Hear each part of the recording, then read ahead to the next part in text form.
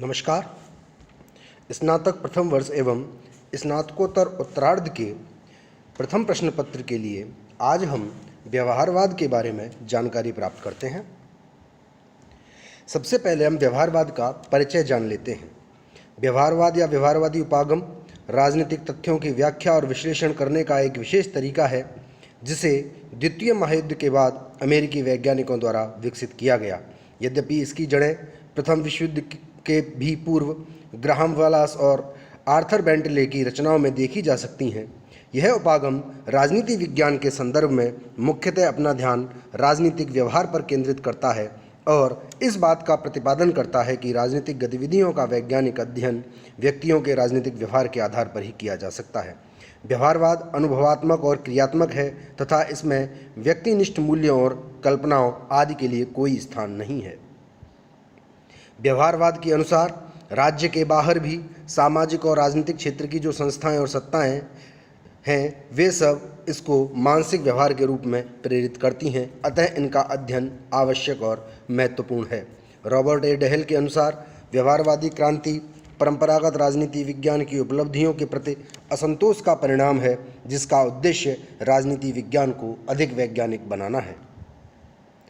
व्यवहारवाद के विकास के संदर्भ में हम जानते हैं कि व्यवहारवाद का ऐतिहासिक विकास संयुक्त राज्य अमेरिका में राजनीति विज्ञान के यथार्थवादी एवं अनुभववादी अध्ययनों के साथ जुड़ा हुआ है। इसका प्रारंभ 1908 में ग्राहम वेलेस की एक प्रमुख रचना ह्यूमन नेचर एंड पॉलिटिक्स तथा आर्थर एफ बेंटले की द प्रोसेस ऑफ गवर्नमेंट नामक पुस्तकों में मिलता है। इसके बाद 1925 में प्रकाशित चार्ल्स मेरियम की रचना न्यू एस्पेक्ट्स ऑफ पॉलिटिक्स में व्यवहारवाद को एक महत्वपूर्ण दिशा प्रदान की गई। अमेरिका में मेरियम की प्रेरणा से यथार्थवादी एवं परिणामात्मक अध्ययन किए गए और सुप्रसिद्ध शिकागो संप्रदाय व्यवहारवाद का प्रमुख गढ़ बन गया। नवस्थापित पॉलिटिकल साइंस एसोसिएशन और सोशल साइंस रिसर्च काउंसिल तथा फोर्ड कार्नेगी जैसी निजी संस्थाओं से इसे सहायता तथा शक्ति मिली, जिससे व्यवहारवादी दृष्टिकोण सर्वव्यापक हो गया। व्यवहारवाद का स्वरूप और व्याख्या। व्यवहारवाद आज बहुत प्रचलित और व्यापक हो गया है, किंतु इसके अर्थ के संबंध में सभी विद्वानों का दृष्टिकोण समान नहीं है। कुछ विद्वानों के अनुसार यह केवल एक मनोदशा या मनोवृत्ति है, तो कुछ विचारकों की दृष्टि में इसके अपने निश्चित विचार, सिद्धांत और कार्यविधियां हैं। द्वितीय विश्व युद्ध और 1960 के बीच व्यवहारवाद एक साथ ही एक उपागम और एक चुनौती, एक अभिनवीकरण और एक सुधार आंदोलन, एक विशेष प्रकार का अनुसंधान और एक जगमघट जमाने वालों की पुकार के रूप में माना जा रहा है। लेकिन व्यवहारवाद में अनिश्चितता की स्थिति को पार कर लिया है और अब इसके अर्थ पर्याप्त रूप से निश्चित कर लिए गए हैं। व्यवहारवाद के स्वरूप और व्याख्या के संदर्भ में किर्कपैट्रिक ने व्यवहारवाद के स्वरूप को स्पष्ट किया है। किर्कपैट्रिक के अनुसार व्यवहारवाद की 4 विशेषताएं हैं। किर्कपैट्रिक के अनुसार व्यवहारवाद की पहली विशेषता है कि राजनीति के अध्ययन और शोध कार्य में विश्लेषण की मौलिक इकाई संस्थाएं न होकर व्यक्ति होना चाहिए। किर्कपैट्रिक व्यवहारवाद की दूसरी विशेषता यह बताता है कि राजनीति विज्ञान की अन्य समाज विज्ञानों के साथ एकता स्थापित की जाए। किर्कपैट्रिक के अनुसार व्यवहारवाद की तीसरी विशेषता है तथ्यों के पर्यवेक्षण, वर्गीकरण और माप के लिए अधिक परिशुद्ध विधियों के विकास और उपयोग पर बल दिया जाए और जहां तक संभव हो सांख्यिकी या परिमाणात्मक सूत्रीकरणों का उपयोग किया जाना चाहिए। चौथी विशेषता किर्कपैट्रिक द्वारा बताई गई है कि राजनीति विज्ञान के लक्ष्य को एक व्यवस्थित आनुभविक सिद्धांत के रूप में परिभाषित किया जाए। अब हम बात करते हैं व्यवहारवाद के आधार तत्वों एवं लक्षणों की। व्यवहारवाद का आधिकारिक विद्वान डेविड ईस्टन को कहा जा सकता है। उसने अपने लेख the current meaning of behaviourism में व्यवहारवाद के आधार तत्व एवं लक्ष्यों को प्रस्तुत किया, जिनकी संख्या 8 है। ईस्टन के अनुसार व्यवहारवाद के निम्न लक्षण कहे जा सकते हैं। पहला, नियमन या रेगुलराइजेशन। व्यवहारवादी मानते हैं कि राजनीतिक व्यवहार में सामान्य तत्व ढूंढे जा सकते हैं। उन्हें राजनीतिक व्यवहार के सामान्यीकरणों अथवा सिद्धांतों के रूप में व्यक्त किया जा सकता है और इनके आधार पर मानवीय व्यवहार की व्याख्या और भविष्य के लिए संभावनाएं व्यक्त की जा सकती हैं। ईस्टन के अनुसार व्यवहारवाद की दूसरी विशेषता है सत्यापन। मानवीय व्यवहार के संबंध में एकत्रित सामग्री को दोबारा जांचने और उसकी पुष्टि करने की प्रक्रिया को सत्यापन कहते हैं। व्यवहारवादी अध्ययन पद्धति की एक विशेषता यह है कि इसके अंतर्गत एकत्रित की गई सामग्री का सत्यापन किया जाता है।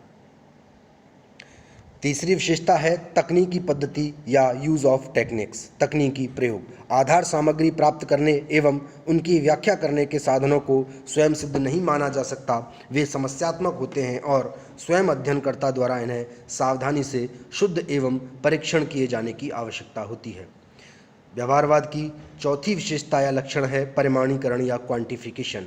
उपलब्धियों के विवरण तथा आधार सामग्री के लेखबद्ध करने तथा उसमें स्पष्टता लाने के लिए मापन और परिमाणीकरण किया जाना चाहिए। मापन और परिमाणीकरण का यह कार्य उनके अपने लिए नहीं वरन अन्य प्रयोजनों के प्रकाश में किया जाना चाहिए। व्यवहारवाद की पांचवी विशेषता डेविड ईस्टन द्वारा बताई गई है मूल्य निर्धारण या आदर्श निर्माण। सामान्यतः व्यवहारवादी मूल्यों की दृष्टि से तटस्थ रहना चाहते हैं, फिर भी नैतिक मूल्यांकन के कुछ मूल्यों व आदर्शों का प्रतिपादन और प्रयोग आवश्यक हो जाता है। इस संबंध में अपनाए गए मूल्यों व आदर्शों को अध्ययनकर्ता के मूल्यों व आदर्शों से अलग रखा जाना चाहिए और सामान्य मूल्य व आदर्श अध्ययनकर्ता के मूल्यों व आदर्शों से प्रभावित रहना चाहिए। व्यवहारवाद की छठी विशेषता है व्यवस्थाबद्धीकरण। अनुसंधान आवश्यक रूप से क्रमबद्ध होना चाहिए, अर्थात सिद्धांत एवं अनुसंधान को संबद्ध एवं क्रमबद्ध ज्ञान के दो ऐसे भाग समझना चाहिए जो परस्पर गुथे हुए हैं। सिद्धांत से अशिक्षित अनुसंधान निरर्थक हो सकता है और आंकड़ों से असमर्थित सिद्धांत निरर्थक रहेगा। वस्तुतः सिद्धांत और तथ्य एक दूसरे से अप्रकथनीय होते हैं। व्यवहारवाद का सातवां लक्षण है विशुद्ध ज्ञान या प्योर साइंस। ज्ञान का प्रयोग वैज्ञानिक उद्यम का उतना ही अंग है जितना कि सिद्धांतात्मक बोध का, लेकिन तार्किक रूप में राजनीतिक व्यवहार का बोध और व्याख्या पहले ही आते हैं और ऐसे आधार प्रदान करते हैं कि जिसके बल पर समाज की महत्वपूर्ण व्यावहारिक समस्याओं को सुलझाने की चेष्टा की जा सकती है। व्यवहारवाद की अंतिम विशेषता मानी जाती है समग्रता या इंटीग्रेशन। व्यवहारवादियों की यह प्रमुख मान्यता है कि समस्त मानव व्यवहार एक ही पूर्ण इकाई है और उसका अध्ययन खंडवार नहीं होना चाहिए। व्यवहारवाद के अनुसार मानव व्यवहार में एक मूलभूत एकता पाई जाती है तथा इसी कारण विभिन्न समाज विज्ञान परस्पर अत्यंत समीप हैं। अतः राजनीतिक व्यवहार का अध्ययन जीवन के अन्य पक्षों के संदर्भ में ही किया जाना चाहिए। इस प्रकार आज हमने व्यवहारवाद की अर्थ, परिचय और उसके लक्षणों के बारे में जाना। अगले भाग में हम व्यवहारवाद की प्रतिक्रांति के तौर पर आए उत्तर व्यवहारवाद के बारे में जानकारी प्राप्त करेंगे। धन्यवाद।